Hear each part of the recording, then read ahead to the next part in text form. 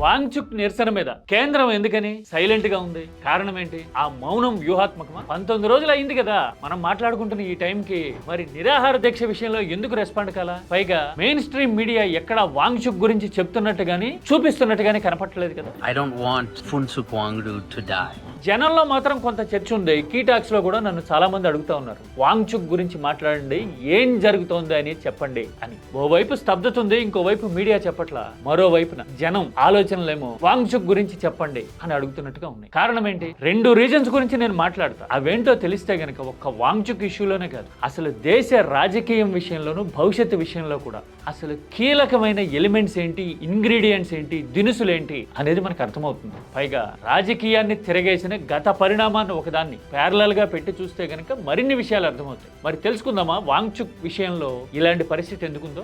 ये बात है स्टूडेंट्स के हक की, उनके फ्यूचर की, हमारे देश के फ्यूचर की. I would request our government to please listen to the voice of the people. मैं कतई मानने के लिए तैयार नहीं हूं कि हमारी सरकार असंवेदनशील. बस इस बार इस मामले में शायद कुछ गलतफहमियां हैं जिसकी वजह से ये संवेदनशीलता प्रकट नहीं हो रही. पण प्रत्येक समजदार व्यक्तीने सोनम वांगचुक यांनी उपोषण मागे घेण्यासाठी विनंती करावी.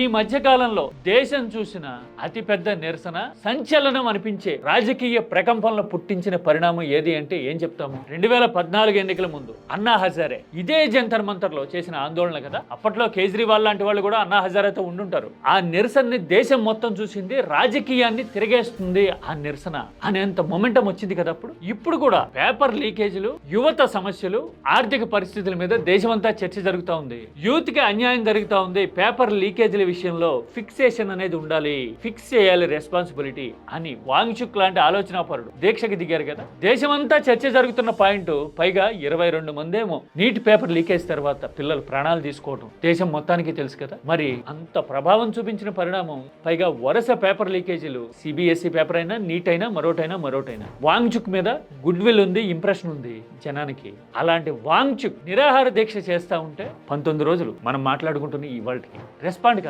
కారణం ఏంటి? 2 పక్కన పెట్టి చూపిస్తా చూడండి. అన్నా హజారే జంతర్ మంతర్ దగ్గర నిరసన చేసినప్పుడు మీకు తెలుసా 4 రోజులకే రెస్పాండ్ అయింది మన్మోహన్ సింగ్ ప్రభుత్వం. నిరసన విరమించండి అని కోరింది. ఇక్కడ ఈ వాంగ్చుక్ ను చూస్తుంటేనేమో 19 రోజులు ఇప్పటి వరకు అఫీషియల్ రెస్పాన్స్ లేదు. పైగా టైం లైన్ చూడండి, 8 రోజుల తర్వాత టెక్నికాలిటీస్ అన్నింటినీ స్టడీ చేసి ఒక ప్రకటన చేయడము, ఇనిషియేట్ చేయడం అన్నా హజారే విషయంలో కనపడింది. 12 రోజులు అయ్యేసరికి ఆయన డిమాండ్లను ఇంప్లిమెంట్ చేయడానికి ఏం చేయాలో సంప్రదింపులు కూడా మొదలైనాయి. అంటే చూడండి, 4 రోజులకి రెస్పాన్స్, 8 రోజులకి ఇనిషియల్ డ్రాఫ్ట్ రెడీ అయిపోయిందట, 12 రోజులకి రెస్పాండ్ అయిందట. ఇక్కడ మాత్రం 19 రోజులైనా కనీసం ప్రకటన కూడా రాలా. కారణం ఏంటి అంటే క్వింట్ అనే ప్లాట్ఫామ్ చూడండి ఏం రాసిందో. Manmohan Singh's government is more democratic అని చెప్తా ఉంది చూసారా. ప్రజాస్వామ్య బద్దంగా మన్మోహన్ సింగ్ ప్రభుత్వం రియాక్ట్ అయిందిట. క్వింట్ చెప్తా ఉంది ఆ మాట. ఇప్పుడు వాంగ్చుక్ విషయంలో ఇలాంటి రెస్పాన్స్ ఎందుకు రావట్లేదు అంటే 2 రీజన్స్ కనపడతాయి. అది క్వింట్ ని బట్టి చూసినా, మరో రకంగా చూసినా. ఆ 2 ఈ దేశం రియలైజ్ కావాల్సిన విషయాలు, తెలుసుకోవాల్సిన విషయాలు. అవేంటో తెలుసా?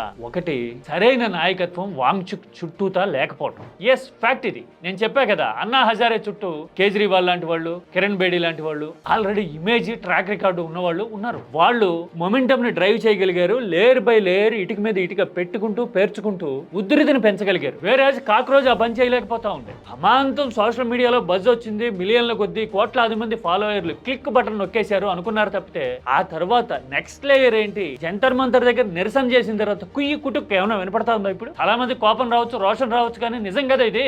ఎందుకు అంటే ల్యాక్ ఆఫ్ స్ట్రాటజీ, నాయకత్వం లేకపోవడం. నాయకత్వం ఉంటే గనక ఒక మొమెంటమ్ ని ఎలా బిల్డ్ చేయాలి, స్టెప్ బై స్టెప్ అనేది తెలుస్తుంది. వ్యూహం ఉంటే గనక, సమర్థులైన నాయకులు ఉంటే గనక ఇంపాక్ట్ ని డిరైవ్ చేయగలుగుతారు, జనాన్ని కదిలించగలుగుతారు. కాక్రోజ్ ఆ పని చేయలేకపోయింది. अगर मैं खा भी लूं, सरकार को तो यही संदेश जाएगा कि जवाबदेही की जरूरत नहीं है, वो बैठ जाते हैं, वो चले जाते हैं. తల చిన్నదే జరిగినదా అంటారు కదా. బీజేపీ కోరుకున్నది అదే. కాక్రోజ్ వైఫల్యం కూడా అక్కడే ఉంది. వైఫల్యం అని ఎలా అంటామని రోషాలు వచ్చేస్తాయి కొంతమందికి. రోషాన్ని కంట్రోల్ చేసుకోండి ముందు. నిజాన్ని రియలైజ్ అయితే గనక వాస్తవాలు తెలుస్తాయి. ఇది మేజర్ లిమిటేషన్ ఫస్ట్ది. రెండోది, మీడియా బలం లేకపోవడం. అన్నా హజారే ఎక్కడ కనపడేవారు రోజు? జంతర్ మంతర్ దగ్గర, లేదంటే రాలేగావ్ సిద్ధి అనే ఆయన ఊళ్ళోనా? మీడియాలో కనపడేవారు. తెల్లారు లేస్తే డిఎస్ఎన్జీలు, లైవ్ వ్యాన్లు, డీజిల్ కొట్టించుకోవడానికి వెళ్ళేవి తప్పితే పార్కింగ్ అంతా అన్నా హజారే నిరసన దీక్ష సైట్ లోనే లైవ్ ఏం జరుగుతోంది, ఏమనుకుంటున్నారు, అన్నా కదిలారు, అన్నా మెదిలారు, అన్నా ఇలా అన్నారు, అన్నా అలా ఏం అనలేదు. ఇలాగే వార్తలు ఏవో ఒకటి మీడియాకి వేరే పనేం లేదన్నట్టుగా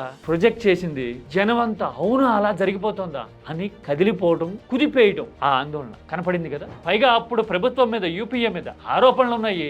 జనంలో క్రిటికల్ గా ఆలోచించే టెంపర్మెంట్ అనేది స్టార్ట్ అయింది. ఆ యాంగిల్ ఆలోచిస్తే ఇప్పుడు కూడా ఆర్థిక వైఫల్యాల విషయంలో అయినా, విధానపరమైన ఛాలెంజెస్ విషయంలోనే, పేపర్ లీకేజ్ విషయంలో అయినా జనంలో ఎలాంటి ఫీలింగ్ ఉంది అనేది ఓపెన్ సీక్రెటే, ఎవరు ఒప్పుకున్నా ఒప్పుకోకపోయినా. కానీ మీడియా సపోర్ట్ చేయకపోయేసరికి ఆ బ్రిడ్జ్ మిస్ అవుతాం. बिल्कुल नहीं, मगर एक शुरुआत होगी जवाबदेही की. అక్కడ ఆందోళన చేస్తున్నాడు వాంగ్చుక్, జనంలో ఫీలింగ్ ఉంది, మధ్యలో బ్రిడ్జ్ కొలాప్స్ అయింది మీడియా. ఇది రెండో వైఫల్యం. మూడో వైఫల్యం కూడా ఉందండి, అదేంటో చెప్పాలా? అన్నా హజారే ఆందోళన చేస్తున్నప్పుడు ఆయన ఏం సాధిస్తారు అనే దానికంటే కూడా ఎవరు డిఫేమ్ అవుతారు అనేది ఎజెండా అయింది. యూపీఏ డిబాకిల్ చూడబోతున్నాం, కాంగ్రెస్ డిఫేమ్ అయిపోతుంది అని బీజేపీ గ్రహించి పరోక్షంగా ఇంటెలెక్చువల్ గా అయినా, సోర్స్ పరంగా అయినా, మీడియా వైపు నుంచి అయినా కానీ అన్నా ఉద్యమాన్ని జనంలోకి వెళ్లేలాగా చేయగలిగింది బీజేపీ వ్యూహం. That is called tactics.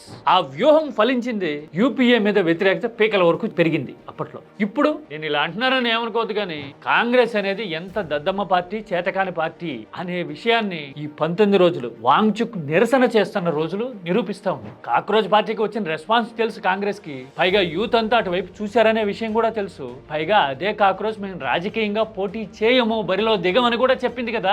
మరి పబ్లిక్ మొమెంటం గనక బిల్డ్ అయితే, వైఫల్యాల మీద, లీకేజీల మీద చర్చ జరిగితే ఎవరికంటే అడ్వాంటేజ్? తెలివున్న రాజకీయ పార్టీ అయితే గనక ఏం చేసి ఉండాలి? వాంగ్చుక్ నైనా గానీ, ఆ మొమెంటం నైనా గానీ సపోర్ట్ చేయడానికి శక్తులు అన్ని ఒడ్డుండాలి కదా. కాంగ్రెస్ అనేది సచ్ థాట్లెస్ పార్టీనేమో, చేవలేని పార్టీనేమో, లేవలేని పార్టీనేమో అని అనిపించడానికి ఈ 19 రోజులు సరిపోతాయిగా, అవునా కదా? ఈ 3 వైఫల్యాలు, ఒకటి కాక్రోచ్ కైనా, వాంగ్చుక్ చుట్టూ అయినా గానీ నాయకత్వం లేకపోవడం, రెండోది మీడియా సపోర్ట్ లేకపోవడం, మూడోది ఇప్పటి విపక్షం చేతకానట్టుగా చేతులు కట్టుకుని చూస్తూ ఉండిపోవటం. ఈ 3 రీజన్స్ వల్ల వాంగ్చుక్ కి రావాల్సినంత రెస్పాన్స్ రావట్లా.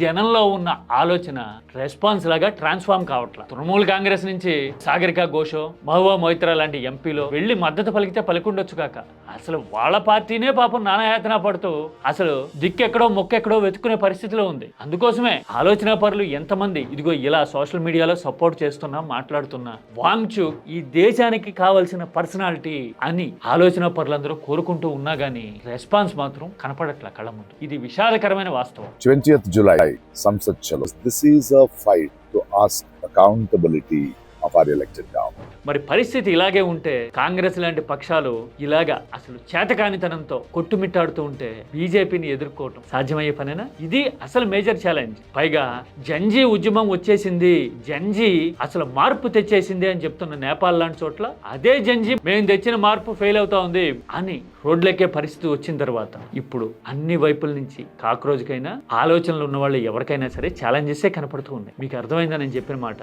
ఇంటెన్సిటీ తెలిస్తే కనుక రెస్పాండ్ అవ్వండి, తెలియకపోతే తెలుసుకోవడానికి ట్రై చేయండి. This is key talks request.